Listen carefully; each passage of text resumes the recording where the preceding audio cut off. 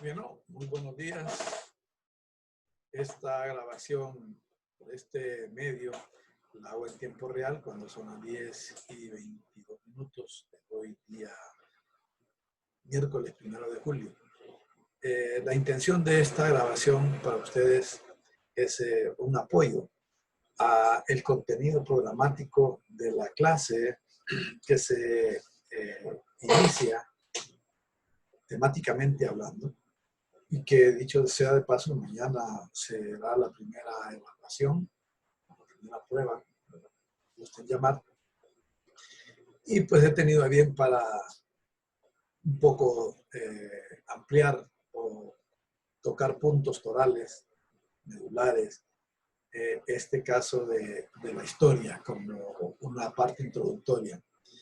Generalmente decimos que la historia es algo que se refiere únicamente a el contexto del pasado, y eso tiene alguna veracidad, pero no es del todo el concepto correcto, porque la historia es de hechos pasados, pero también es de hechos presentes, y con los hechos presentes nosotros podemos proyectar al futuro.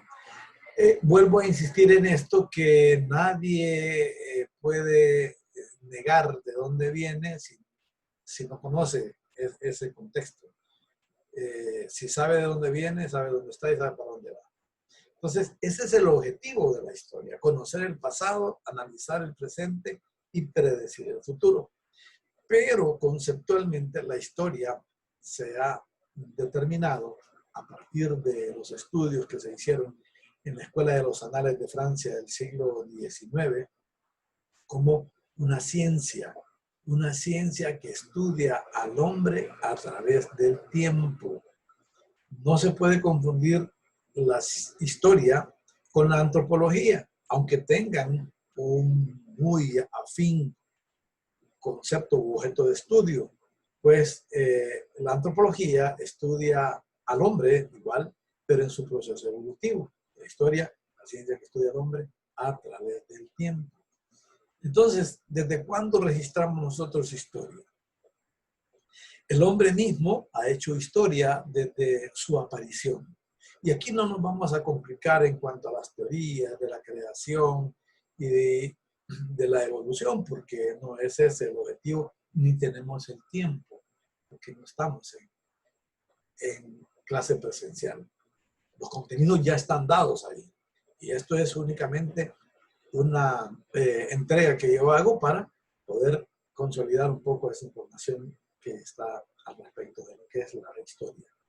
Entonces, el hombre hace historia a partir de su presencia, a partir de todo el proceso de vida humana en la evolución.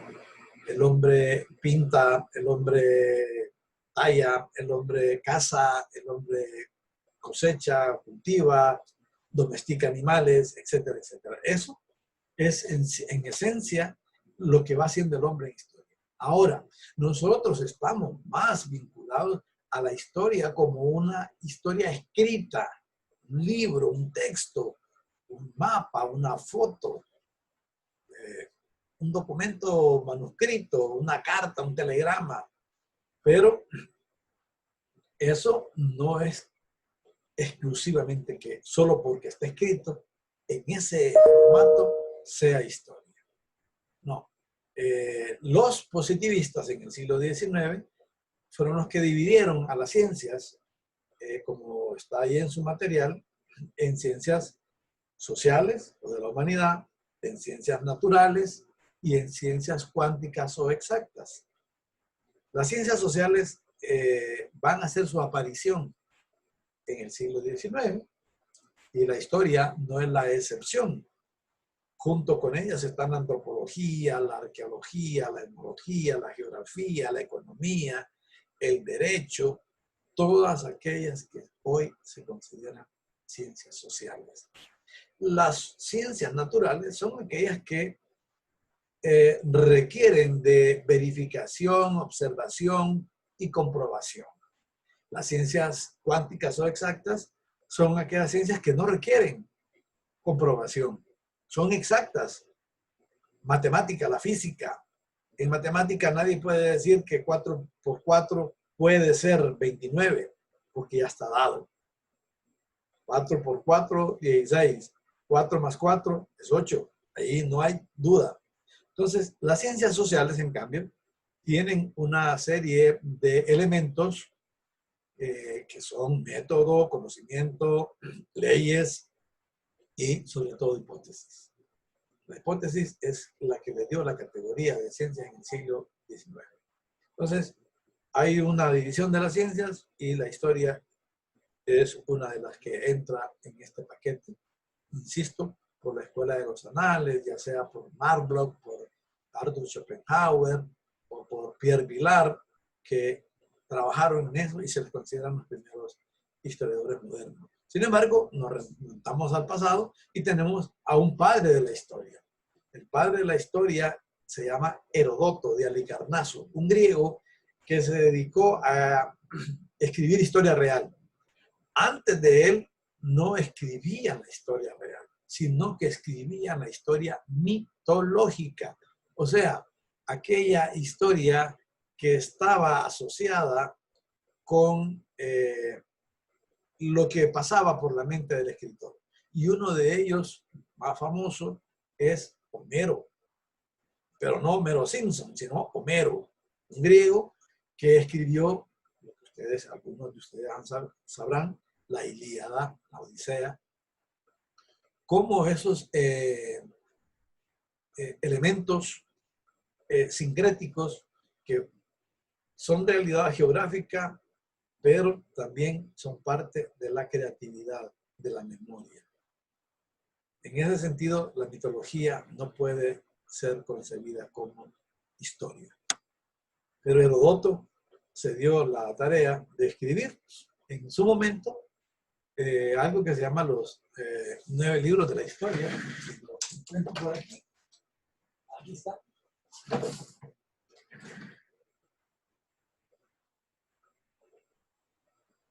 Este es el libro que escribió el padre de la historia. Heródoto, entonces, es nuestro padre, nuestro precursor. Todas las ciencias tienen un precursor, ya lo dije en el primer video. Entonces, la historia va a ir evolucionando y en el siglo XIX, justamente, que había hablado anteriormente, se dan a la tarea de dividir la historia en prehistoria e historia. La prehistoria es lo que está antes de la aparición de la escritura y la historia parte de la aparición de la escritura en un sustento, o sea, en un material o en un formato que se le conoce como papiro, y eso ocurre justamente en Egipto hace 5.000 años. Los egipcios, que fueron una gran civilización desarrollada a orillas del río Nilo, que ustedes ya saben, que incluso en la Biblia también lo pueden encontrar, fueron las personas o la cultura o civilización que dominó a los hebreos. Y de ahí viene el famoso Éxodo, etcétera, etcétera. Pero eso ustedes lo tendrán que verificar. Entonces, va a pasar una serie de procesos en la historia para llegar a convertirse en la ciencia que estudia al hombre a través del tiempo.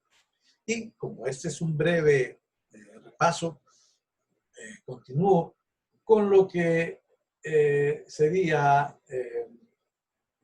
lo que está planteado como contenidos subsiguientes acerca de esto. Y son justamente las ciencias que contribuyen a que la historia haga su trabajo y que los historiadores hagamos nuestro trabajo. Todas las ciencias tienen interdisciplinariedad o intercientificidad. ¿Qué quiero decir con esto? Que están relacionadas con otras ciencias y también con otras disciplinas, y hay que saber distinguir lo que es una ciencia y lo que es una disciplina. Las ciencias, yo ya lo dije hace un momentito, las ciencias que contribuyen directamente con la historia son precisamente la geografía. Si no tenemos el conocimiento de la geografía, estamos desubicados, porque La geografía nos permite ubicarnos en el espacio, en el lugar donde ocurrió el hecho. ¿Dónde ocurrió la Segunda Guerra Mundial? ¿Dónde fue la invasión a Pearl Harbor? ¿Cuándo? Ahí va el tiempo. Entonces, ¿dónde y cuándo? Pero la geografía se verifica en dónde. La arqueología nos da a nosotros información acerca de los hallazgos, de los grandes descubrimientos, valga la redundancia, que se han hecho en determinados espacios geográficos de X o Y culturas que se están descubriendo o que están en proceso de interpretar cómo vivieron, qué hicieron, cómo se gobernaron, etcétera, etcétera. Por ejemplo, Copán.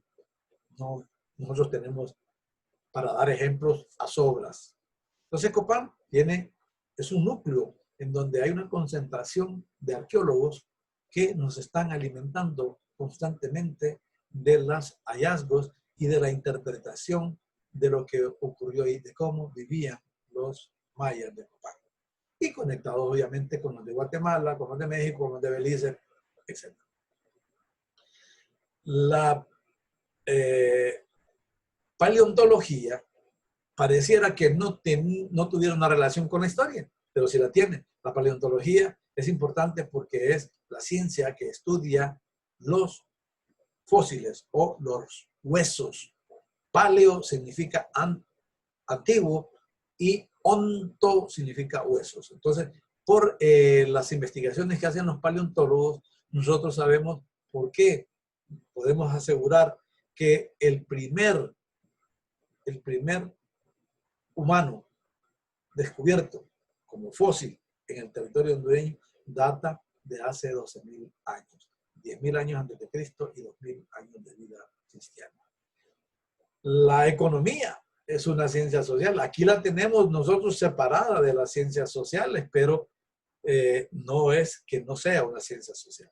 Por supuesto, la economía nos da a nosotros información acerca de la producción, de la distribución de la riqueza, y por eso podemos decir que hay ricos y que hay pobres, que hay acumulación de riqueza o que hay extrema pobreza, etcétera, etcétera.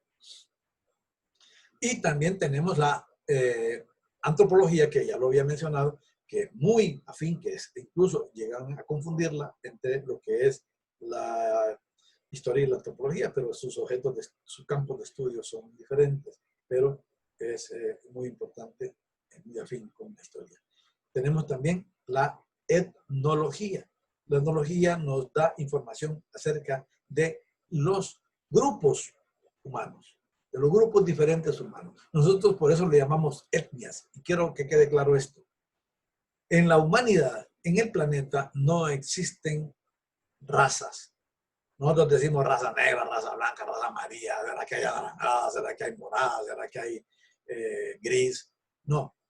Esos son únicamente diferencias por la pigmentación o por el factor Duffy, por la melanina o como quieran ustedes llamarlo biológicamente. Pero nosotros tenemos en Honduras 9 grupos étnicos, no 9 razas. Los misquitos no son una raza, los garífunas no son una raza, los tolupanes no son una raza, los chortís no son una raza, son etnias. Por eso es el término etnología, porque nos ayuda a entender el comportamiento, la localización, las costumbres, la lengua de esos diferentes grupos étnicos. Entonces, es importante. Ahora, hay disciplinas, y aquí me quedaré corto quizás por el tiempo, hay disciplinas que son contribuyentes de la historia. La paleografía. La paleografía es la disciplina, no es una ciencia, es disciplina que tiene como objeto de estudio el estudio de la escritura antigua. Tenemos la heráldica, que tiene como objeto de estudio esta disciplina el estudio de los escudos. Tenemos la numismática, que es una disciplina que, mancomunada con la economía, nos ayuda al estudio de las monedas. de la producción de las monedas que existe hace tiempo. El hombre, desde su evolución, desde sus inicios, ha tenido acumulación y el intercambio comercial en Asia, en África, en Europa, lo han visto a través, o lo han realizado, perdón, a través de la moneda. O sea, la moneda es tan antigua como tan antiguo es el hombre. Por ejemplo, en la Biblia ustedes pueden encontrar una relación que ya hay hace 2000 años, en la vida cristiana. Jesucristo le pide a los discípulos que le traigan una moneda y se la traen. Y el mismo Judas vende por moneda. Entonces, antes incluso que Jesucristo apareciera, para decir antes de Cristo, había también el uso de las monedas o metal. Cuando las civilizaciones se desarrollan o un elemento para que haya civilización es el uso de los metales, ya sea oro, ya sea plata, y sobre todo cuando se forja ya el hierro, los grupos que producen armas, producen ruedas para transporte y domestican animales, ya son grupos civilizados. Y luego entramos, para concluir, a lo de la periodización de la historia. La historia de un país se enfoca de acuerdo a criterios. Y criterios pueden ser económicos, políticos, sociales, culturales, militares, religiosos, de todo tipo. Y combinados, por supuesto. También se le da una variable que es edad, época, etapa, era, por decirles algo. Y se le da un marco temporal. De tanto a tanto dura el periodo X. Por ejemplo, los positivistas en la periodización de la historia universal tradicional mencionan 4 momentos, que es edad antigua, edad media, edad moderna y edad contemporánea.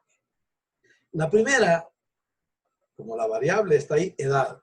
El marco temporal, dicen ellos, 3000 años antes de Cristo, o sea, la aparición de la escritura, la historia, hasta el 476 después de Cristo, que coincide con la caída, la primera caída del Imperio Romano. El segundo momento se le llama edad y es el marco temporal de ese 476 de la caída del Imperio Romano hasta la caída del otro imperio, de la otra parte del imperio, que es más o menos, está por 1453, aproximadamente 1452. Tenemos 2 momentos. El tercer momento de la periodización es la edad moderna, que va de ese 1452 hasta 1789, que coincide con la Revolución Francesa. Y la última, que es la edad que estamos viviendo, la edad contemporánea, data de la Revolución Francesa, 1789, hasta nuestros días. Esa es una visión positivista de la historia y solo como ejemplo. En la historia de Honduras hay diferentes autores, se los voy a mandar en el correo electrónico para que estén pendientes y les ayude para su prueba de mañana. En Honduras hubieron, mejor dicho, diferentes autores que tuvieron la buena intención de hacer una periodización de la historia de Honduras. Contamos a Medardo Mejía, a Luis Mariñas Otero, Longino Becerra, Rómulo Ernesto Durón y Luis Enrique Muñoz Lara, más un equipo de profesores que trabajamos en algún momento en brindar un modelo de periodización de la historia de Honduras. Independientemente de eso, yo lo voy a señalar como un error, un impasse, pero eso es subsanable porque se les agradece el aporte que ellos hicieron. En la historia de Honduras muchos utilizan como variable edad, época, etapa, periodo. Y eso no va a alterar el orden de los acontecimientos. Los fenómenos históricos ocurrieron independientemente de que se le denomine edad, época, periodo, etc. Y los marcos temporales van a variar de acuerdo a la visión de los intervinientes o de los autores. Y luego tenemos lo que es el criterio. El criterio es importante porque vemos que algunos verifican que la historia de Honduras ha sido o se ha enfocado en lo económico, otros lo han enfocado en lo político, otros lo han enfocado en lo social y otros han hecho una buena combinación de todos esos criterios, político, económico, social, cultural, porque involucran todos esos fenómenos históricos en su modelo de periodización. Con esto, pues, espero que tengan más argumentos, más elementos de información que les contribuya a tener un buen desempeño. Recuerden, la participación de ustedes es muy importante. Yo puedo estar aquí todo el día hablándoles de historia, pero si no hay una reacción, es muy difícil que yo pueda captar la asimilación o la receptividad de la información que les estoy dando si ustedes no pueden reaccionar a hacer sus comentarios o a hacer más o a hacer interrogantes de lo que leen y de lo que yo acabo de decir. ¿Ven? Entonces, espero que les sirva y que estemos pendientes de esa prueba que está para mañana a las 7 de la mañana, a los que son de las 7, a partir de las 7 de la mañana y se cierra a las 3 de la tarde. Los que son de las 9 a las 9 y se cierra a las 4. Éxitos. La suerte es para el que va a tantear qué va a hacer, pero el éxito es para aquel que está preparado.